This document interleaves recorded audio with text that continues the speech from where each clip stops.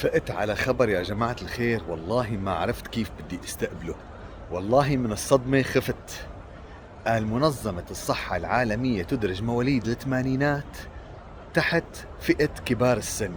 أول ما قريت الخبر وجعني ظهري، حسيت روماتيزم، بلشت اني هلوس، بلشت اني انسى اشياء، هيك نفسيا تعبت.